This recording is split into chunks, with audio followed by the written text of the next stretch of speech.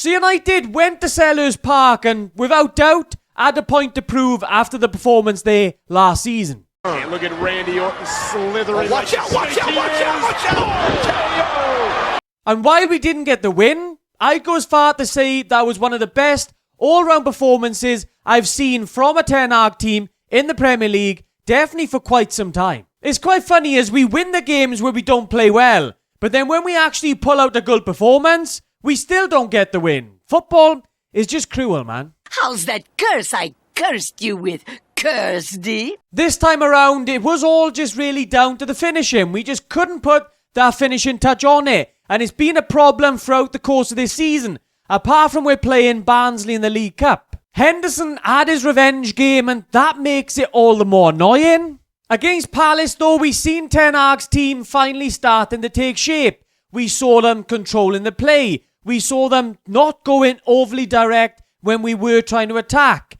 And then we also saw United limiting Palace when they had the ball as well, not giving them so much space to run into. The subs did change the game, and not for the better, but I'll talk a bit more about that later on. First off, though, I'm going to talk about the tactics that Ten Hag used to really control that game in build-up. As always, guys, drop a like if you enjoy, subscribe if you're new around here, and let's get into it. Go, let's go, let's go, let's go! Certain times under Ten Hag, we've looked so shaky in build-up, and we've questioned his build-up patterns, because oftentimes you see players playing multiple different positions when United are trying to build out from the back, and it just looks too fluid sometimes. But in this game, for me, he just simplified things a little bit. Eriksen played a huge role for United in possession, and I also want to talk about Dallow's positioning as well. And this was mainly Dallow's positioning, inverting into that midfield. He plays inverted and you're inverted. He was here regularly whenever United centre-backs or the goalkeeper had the ball, and you can see in this instance how it really worked out for United. He'd invert into midfield, the ball comes out to Martinez, Dallow is still inverted in there, and then Eriksen starts to drift out towards his left-hand side to offer United a little bit of width. And you can see there, Eriksen floats into that space, Xerxes dropping deep to provide an option as well, so all of a sudden now Martinez has a few options to pass that ball to. He gives it to Eriksen, and he can turn on it, and you can see there he's got Xerxes or Garnacho in front of him. So United are immediately trying to play through that mid-block now. They've suddenly got options to pass the ball to. We've seen Dallow in an inverted role a lot of times throughout his career now, especially in the last couple of years. But in other games, we've seen him dip in and out of it. We haven't seen him consistently take up that role. But for me, it was an example in this game of Ten Hag just simplifying the build-up, and it worked. Dallow was very good in these areas, and it allowed Eriksen then to venture further forward, to drift into the wide areas, so he wasn't necessarily picking up the ball really close to his own box. He was allowed to get sort of in more advanced areas, and for me, the dynamics were lovely.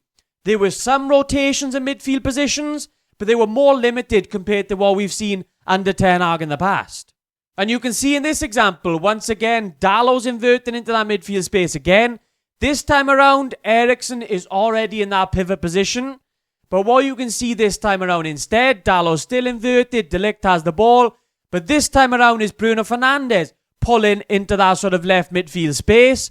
He has time and space, good pass by De Ligt to receive that ball. And then now United again playing towards that Palace back line.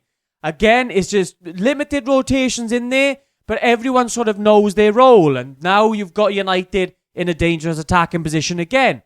Very, very good to see. A little bit later on again now in the second half this time, Dallow again inverted into that midfield space. And this was a lovely move by United, playing through that mid-block. Martinez gives it to Dallow. He obviously has a little bit of space to work with. Gives it out to Eriksen, who again has wandered out to that left-hand side. Eriksen finds Mino in the middle. So nice little movement by United. And Fernandes is dropping deep to receive the ball. He lays it off to Mino. And again, United are playing up against that Palace back line once more. A lovely move by United. A lovely instance again of Dallow inverting. Eriksen going out wide. The dynamics were spot on. And then now talking about the not so good and how Ten Hag made the decision to take Xerxes and Ahmad off the pitch. Bringing Ugarte on for Eriksen made sense to me as Palace was starting to get some dangerous transitions. Eriksen, obviously the pace of the game towards the last 20 minutes of it, he can't quite keep up.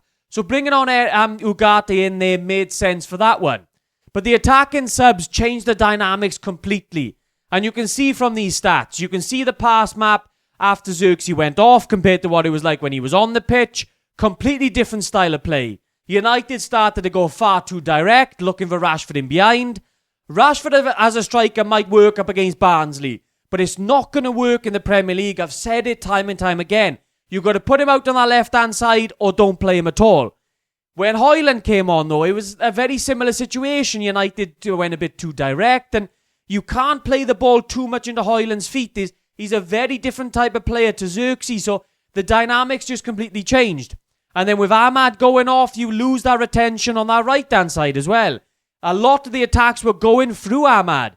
Ahmad and Xerxes were our best attacking players on the day for me. So to take those two off, it's another example of very, very questionable in-game changes by Ten Hag. He's not been the best at that during his time at United, and this game it was completely off as well. United still should have won, but it didn't help, and you can see that from these stats.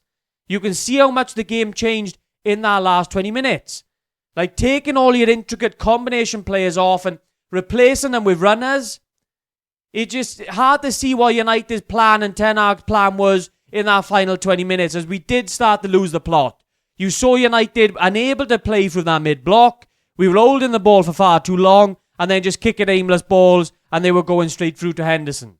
You can see here that United were missing that Eriksen player, just pulling out to that left half space and then allowing then Rashford to come inside. Having Rashford out there on that touchline, you don't want him there. You want him closer to the opposition box.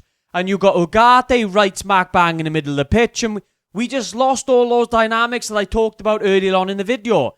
It was a shame because United were really set up really well, and if we kept going at the pace we were, I'm sure we were more likely to get a goal. But in that last 20 minutes, we didn't look like getting one. It's just a bit of a shame. And lastly, I just want to talk about a couple of players. One not so good, one very, very good.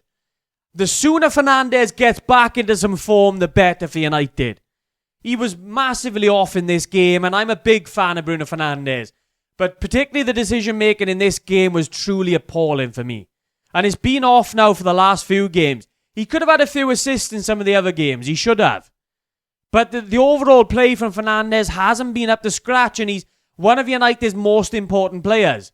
So to have him not in form is really hurting us now at the minute. But for Mazraoui, honestly, what a player and what a bargain he looks to be. He didn't put a foot wrong defensively again.